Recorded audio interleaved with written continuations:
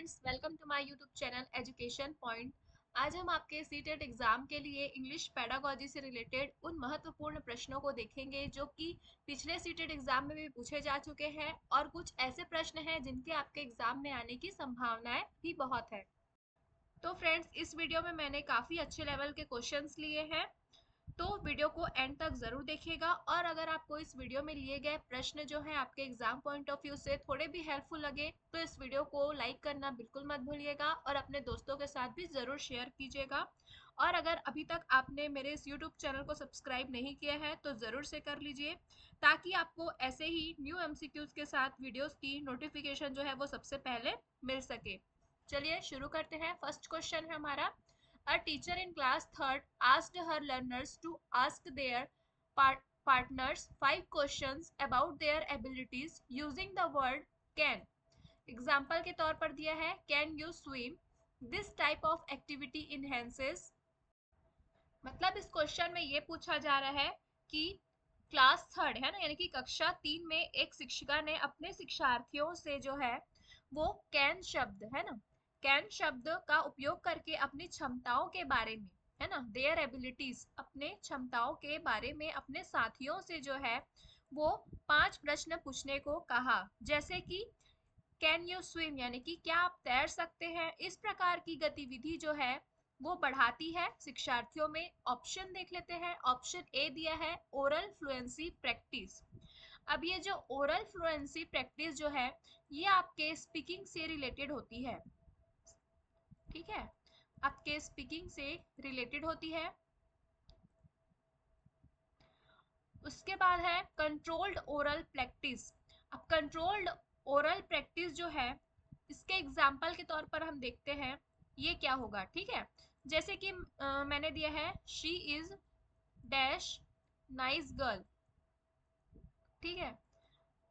अब ये क्या हो जाएगा, कंट्रोल्ड ओरल प्रैक्टिस हो जाएगा, क्योंकि इसमें आप यही आंसर कर सकते हैं है ना। जैसे कि शी इज, यहाँ पर क्या आएगा ए, तो आप यही आंसर कर सकते हैं। इसके जगह पे ना ही आप द लगाएंगे, आर, ये सब आप नहीं लगाएंगे है ना। She is a nice girl आप ऐसे इससे बोलेंगे, तो ये क्या हो जाएगा, एक तौर पर कंट्रोल्ड राइटिंग हो जाएगा, ठीक है। ऑप्शन सी है फ्री स्पीकिंग। अब इसमें फ्री राइटिंग होगा, ठीक है, फ्री राइटिंग होता है, ठीक है। फ्री स्पीकिंग की जगह यहाँ पर क्या हो जाएगा, फ्री राइटिंग होता है, जिसमें आप रूल्स को क्या करते हैं, ध्यान में नहीं रखते हैं, ठीक। और ऑप्शन डी है पैसिव लिसनिंग। अब निष्क्रिय, पैसिव यानी कि क्या होता है, निष्क्रिय, तो निष्क्रिय कोई नहीं है यहाँ पर है ना। सब क्या कर रहे हैं, एक्टिविटी कर रहे हैं ना, साथ में मिलकर एक क्वेश्चन कर रहा है ना। और वो अपने साथियों को क्या बोल रहा है, उससे 5 क्वेश्चन और पूछ रहा है, अपनी क्षमताओं के अनुसार वो जवाब देंगे है ना। तो यहाँ पर पैसिव निष्क्रिय तो कोई नहीं है, क्योंकि यहाँ दोनों ही तरफ से क्या हो रही है, बातचीत हो रही है। तो ये एक प्रकार से क्या हो जाएगा, आपका ओरल फ्लुएंसी प्रैक्टिस हो जाएगा, ठीक है। याद रखिएगा, इंपॉर्टेंट क्वेश्चन है ये। नेक्स्ट क्वेश्चन है, which approach method is geared towards the learner's main goal of using language in a real life context। अब यहाँ पर ये पूछा जा रहा है कि कौन सा विधि जो है वो वास्तविक जीवन है ना, रियल लाइफ कॉन्टेक्स्ट यानी कि वास्तविक जीवन के संदर्भ में भाषा का उपयोग करने के लिए शिक्षार्थियों के मुख्य लक्ष्य की ओर जो है वो उन्मुख है।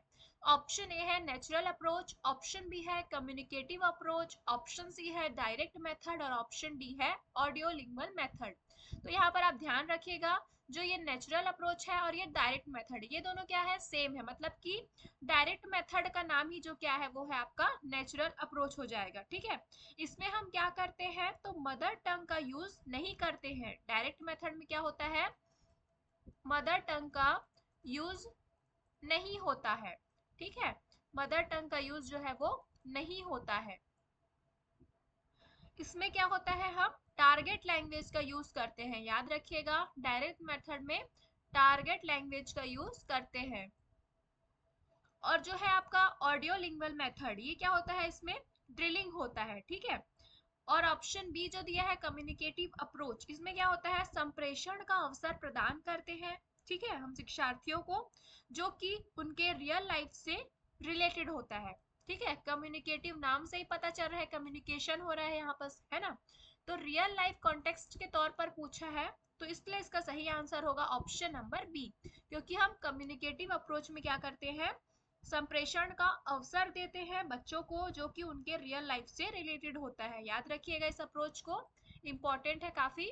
नेक्स्ट क्वेश्चन है, a teacher asked the learners to exchange workbooks and check their partner's work.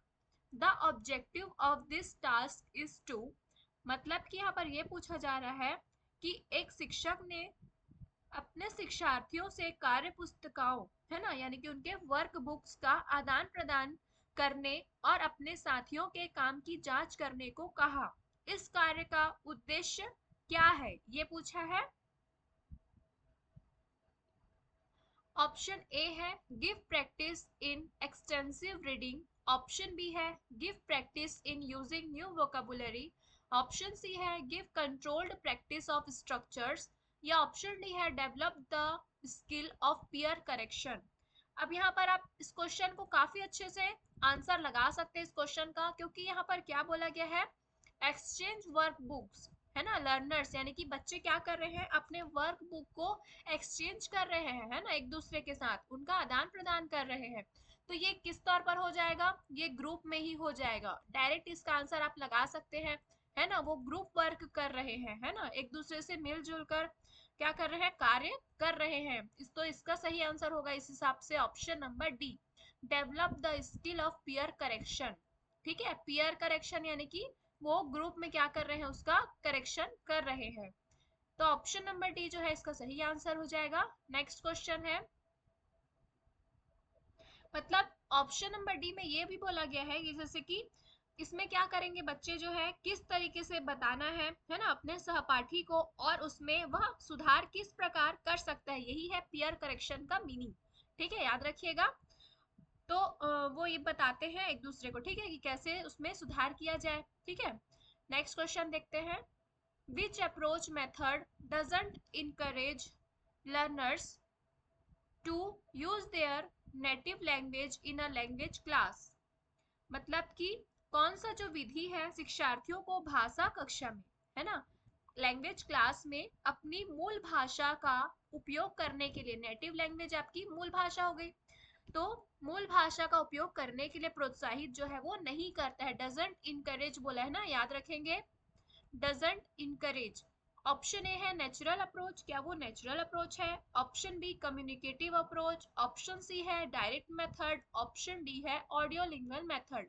तो कौन सा अप्रोच जो है वो भाषा की कक्षा में अपने मूल भाषा का उपयोग करने के लिए जो है वो प्रोत्साहित नहीं करती है, तो जाहिर सी बात है वो क्या हो जाएगा आपका, डायरेक्ट मेथड हो जाएगा। ठीक है, ऑप्शन नंबर डी जो है वो सही आंसर हो जाएगा। नेचुरल अप्रोच को मत लगाइएगा अगर डायरेक्ट मेथड दिया होगा तो। ठीक है, वैसे ये दोनों का दोनों सेम ही, मतलब कि डायरेक्ट मेथड को ही हम क्या कहते हैं, नेचुरल अप्रोच कहते हैं। लेकिन ऑप्शन नंबर सी जो है इसका सही आंसर हो जाएगा, क्योंकि कम्युनिकेटिव अप्रोच में क्या हो जाएगा, ये रियल लाइफ रियल कॉन्टेक्स्ट में होता है ना, तो ये तो करेगा इनकरेज। और बेस्ट ऑप्शन जो है वो डायरेक्ट मेथड है। और ऑडियो लिंगुअल मेथड भी क्या होता है, इसमें ड्रिल एंड प्रैक्टिस कराई जाती है। ठीक है, तो ये तो नहीं होगा। लेकिन जो डायरेक्ट मेथड और नेचुरल अप्रोच है ना, इसमें मतलब ये कैसे हो जाएगा, तो ये इसलिए होगा कि जैसे कि एक बच्चा जो है वो क्या हो रहा है, इंग्लिश मीडियम स्कूल में पढ़ता है। ठीक है, तो इंग्लिश मीडियम स्कूल में पढ़ता है तो उसमें ज्यादातर जो वहाँ के टीचर होते हैं वो उसे क्या इनकरेज करेंगे कि वो इंग्लिश में ही बात करे, है ना कि हिंदी में।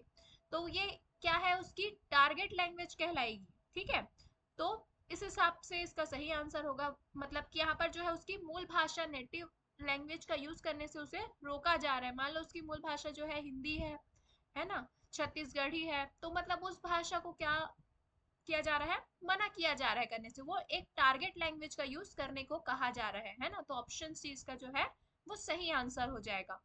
नेक्स्ट क्वेश्चन है, a teacher is planning to collect a variety of teaching learning materials, यानी कि उसे हम टीएलएम कहते हैं, for his class two students, which one of the following is not a correct criterion for choosing TLM. Not बोला है, ध्यान दीजिएगा। तो इस क्वेश्चन में ये पूछा जा रहा है कि एक शिक्षक जो है अपनी कक्षा 2 के विद्यार्थियों के लिए जो है विभिन्न प्रकार की शिक्षण अधिगम सामग्री यानी कि टीएलएम एकत्र करने की योजना बना रहे हैं, है ना। निम्नलिखित में से कौन सा जो है टीएलएम चुनने का सही मानदंड नहीं होगा, क्राइटेरिया नहीं होगा, पूछा है ना। ऑप्शन ए है the material chosen should be attractive and safe for children of this age group to use.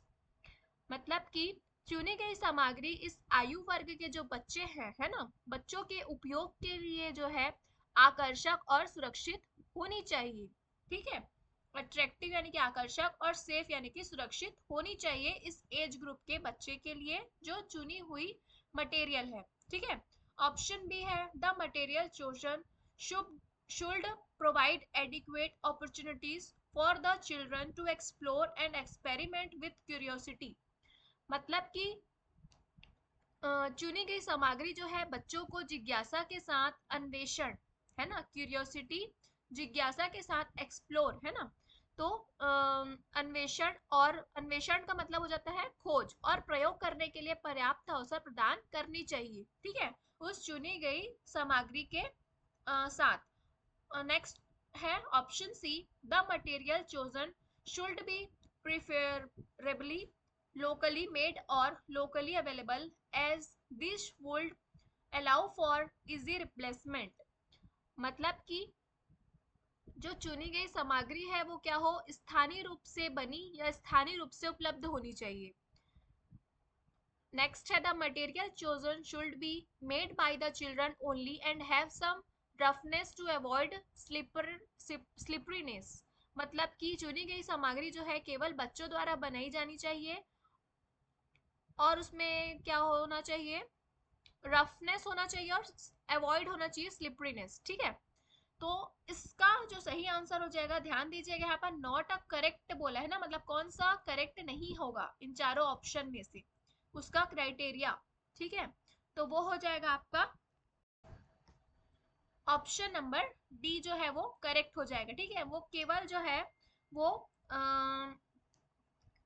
मतलब चुनी गई सामग्री जो है वो केवल बच्चों द्वारा बनाई जानी चाहिए, ये नहीं होगा, है ना, मतलब कि और उसमें अवॉइड हो स्लिपरीनेस और रफनेस।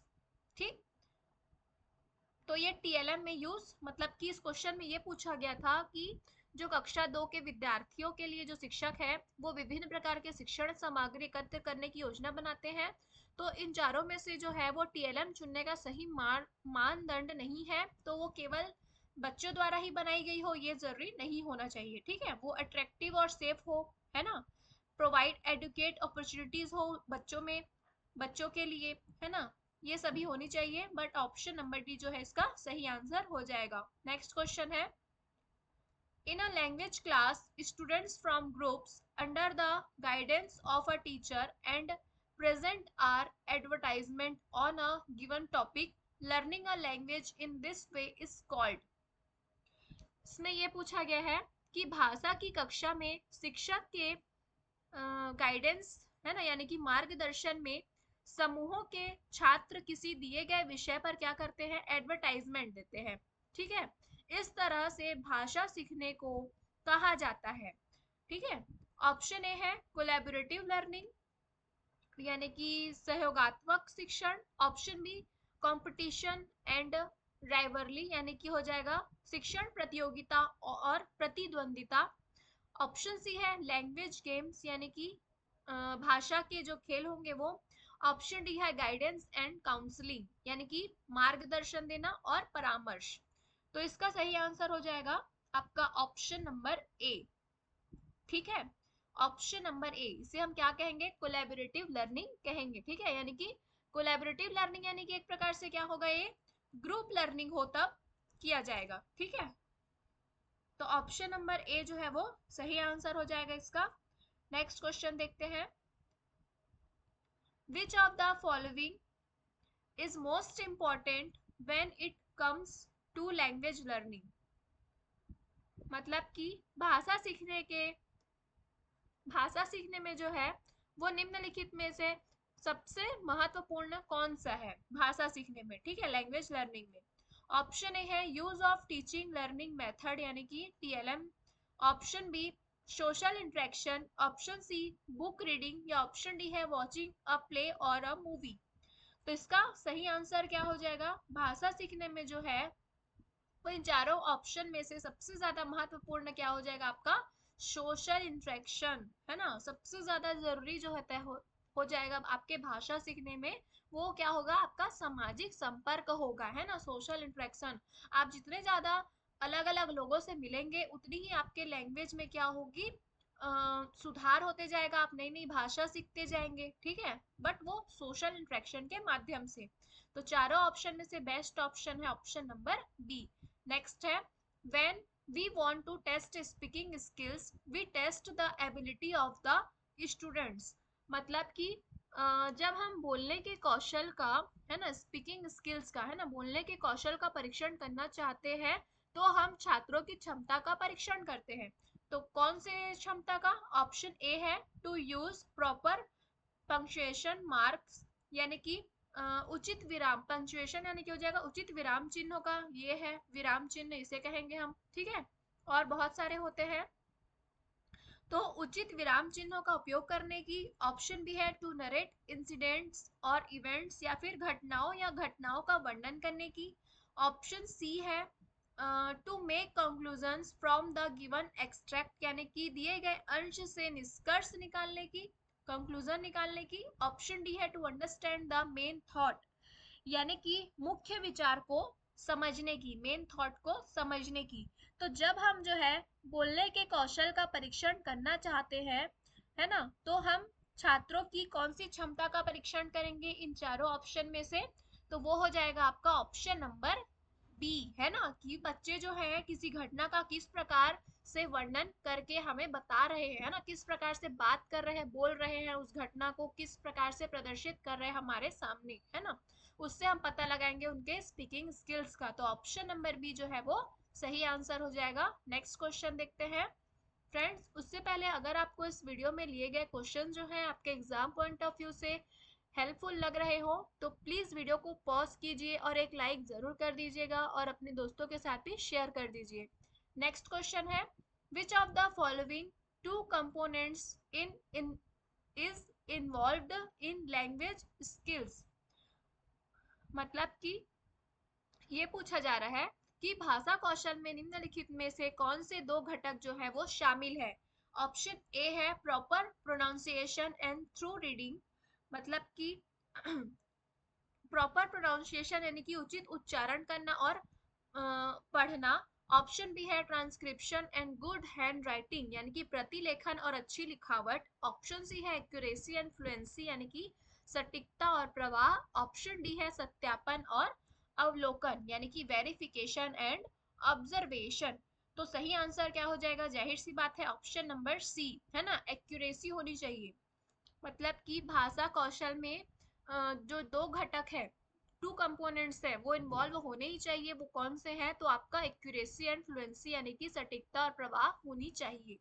नेक्स्ट क्वेश्चन है, teaching learning materials should be selected, मतलब कि शिक्षण अधिगम सामग्री का चयन किया जाना चाहिए। ऑप्शन ए है there availability in respective areas, यानी कि संबंधित क्षेत्रों में क्या होनी चाहिए? उनकी उपलब्धता होनी चाहिए। Option be the objectives of teaching, यानी कि शिक्षण के उद्देश्य के अनुसार। या ऑप्शन सी है देयर कॉस्ट, यानी कि उनकी कितनी लागत आ रही है ना, देयर कॉस्ट। ऑप्शन डी है नन ऑफ दिस। तो इसका सही आंसर क्या हो जाएगा आपका? ऑप्शन नंबर बी, है ना, क्योंकि शिक्षण अधिगम सामग्री का चयन किस तौर पर किया जाना चाहिए? तो द ऑब्जेक्टिव्स ऑफ टीचिंग, यानी कि शिक्षण के उद्देश्य के अनुसार ही, है ना, याद रखिएगा, शिक्षण के उद्देश्य के अनुसार ही की जानी चाहिए, ठीक है। ऑप्शन नंबर बी जो है वो सही हो जाएगा। नेक्स्ट क्वेश्चन है, which of the following statement is not true. ध्यान दीजिएगा, नॉट ट्रू पूछा है, मतलब कि कौन सा स्टेटमेंट जो है यहाँ पर, कौन सा कथन जो है यहाँ पर सही नहीं है, ये पूछा है। ऑप्शन ए है teaching materials can support students learning and increase student success, यानी कि शिक्षण सामग्री छात्रों के सीखने में सहायता कर सकती है और छात्रों की सफलता को बढ़ा सकती है। ऑप्शन बी है teaching materials should be selected keeping in mind the objectives of English, यानी कि शिक्षण सामग्री का चयन जो है अंग्रेजी के उद्देश्यों को ध्यान में रखते हुए किया जाना चाहिए। ऑप्शन सी है teaching materials do not support learning. अब शिक्षण सामग्री जो है सीखने में सहायता नहीं करती, ये बोल दिया सीधा। ऑप्शन डी है teaching materials serve as resources to the teacher, यानी कि शिक्षण सामग्री जो है शिक्षक के लिए संसाधन के रूप में काम करती है। तो बिल्कुल सही बात है। तो यहाँ पर हमसे नॉट ट्रू यानी कि गलत कथन पूछा है, तो जाहिर सी बात है ऑप्शन नंबर सी जो है वो गलत हो जाएगा। ठीक है, teaching materials do not support learning, बिल्कुल सपोर्ट करती है टीचिंग लर्निंग मटेरियल जो है लर्निंग में, सीखने में, है ना। तो ऑप्शन नंबर सी जो है वो सही हो जाएगा। नेक्स्ट क्वेश्चन है identify the characteristic of teaching aids to be used by the instructors, यानी कि ये पूछा है कि प्रशिक्षकों, इंस्ट्रक्टर जो होते हैं, प्रशिक्षकों द्वारा उपयोग किए जाने वाले शिक्षण सहायक सामग्री की विशेषता की पहचान करने बोला है ना। तो ऑप्शन दिए गए हैं। ऑप्शन ए है this aids should be meaningful and serve a useful purpose, यानी कि ये सहायक सामग्री सार्थक होनी चाहिए, ठीक है, मीनिंगफुल होनी चाहिए और उपयोगी उद्देश्य की पूर्ति करनी चाहिए उसे। ऑप्शन बी है teaching ads should B simple and may be improvised, यानी कि शिक्षण सहायक सामग्री सरल होनी चाहिए, ठीक है, शुड बी सिंपल यानी कि सरल होनी चाहिए और उसे सुधारा जा सकता है, उसमें सुधार किया जा सकता है, ये भी होना चाहिए। ऑप्शन सी है सप्लीमेंट ओरल टीचिंग, यानी कि मौखिक शिक्षण का पूरक होना चाहिए, या ऑप्शन डी है ऑल ऑफ दिस। तो इसका सही आंसर जो हो जाएगा वो हो जाएगा आपका ऑप्शन नंबर डी, क्योंकि ये सभी होनी चाहिए, ठीक है। शिक्षण सहायक सामग्री की विशेषता ये सभी है, इसलिए इसका सही आंसर होगा option number D, all of this. Next question है which of the following is not a multilingual resource of classroom. ध्यान दीजिएगा, नॉट बोला है यहाँ पर, मतलब कि जो निम्नलिखित में से कौन सा कक्षा का बहुभाषी संसाधन नहीं है पूछा है ना, संसाधन यानी कि रिसोर्स नहीं है। ऑप्शन ए है किस चीज का, तो मल्टीलिंगुअल यानी कि बहुभाषा, ठीक है, बहुभाषा का ना। ऑप्शन ए है different of ways of creatively exploiting the different language, यानी कि विभिन्न भाषाओं को रचनात्मक रूप से प्रकट करने के विभिन्न तरीके। ऑप्शन बी है the interaction of the social and historical discussion of the poem, यानी कि कविता की सामाजिक और ऐतिहासिक चर्चा की जो अंतःक्रिया है वो। ऑप्शन सी है द चिल्ड्रन हु स्पीक से बंगाली तमिल एंड हिंदी, मतलब कि बच्चे जो बंगाली तमिल और हिंदी बोलते हैं, क्या वो रिसोर्स नहीं है बहुभाषा का। ऑप्शन डी है the design and organisation of teaching materials with which pupil oriented, यानी कि शिक्षण सामग्री का डिजाइन और संगठन जो छात्र उन्मुख होता है, पीपल ओरिएंटेड होता है। तो यहाँ पर नॉट पूछा है, मतलब कि निम्नलिखित में से कौन सा जो है वो कक्षा का बहुभाषी संसाधन नहीं है पूछा है आपसे, है ना। तो कौन सा संसाधन नहीं है इन चारों में से, तो वो हो जाएगा आपका ऑप्शन नंबर डी, ठीक है, क्योंकि बहुभाषा बाकी इन सभी में है, ठीक है। बहुभाषा के रिसोर्स जो है वो ये तीनों है, ठीक है, मतलब कि जो चिल्ड्रन तमिल बंगाली हिंदी बोलते हैं ये भी है बहुभाषा, है ना। और एक दूसरे से क्या कर रहे हैं, इंटरेक्शन करते हैं, मतलब कि सोशल इंटरेक्शन, सामाजिक और ऐतिहासिक चर्चा करते हैं कविताओं में, और डिफरेंट वेज ऑफ क्रिएटिविटी ये भी होगा। बट जो ऑप्शन डी है यानी कि शिक्षण सामग्री का डिजाइन और संगठन जो छात्र उन्मुख हो केवल, वो क्या हो जाएगा, गलत हो जाएगा, ठीक है। ऑप्शन नंबर डी जो है वो गलत है। नेक्स्ट क्वेश्चन है some qualities of good English text book are, मतलब कि अच्छी अंग्रेजी पाठ्य पुस्तक के कुछ आपको क्वालिटीज बताने हैं, गुण बताने हैं, ठीक है।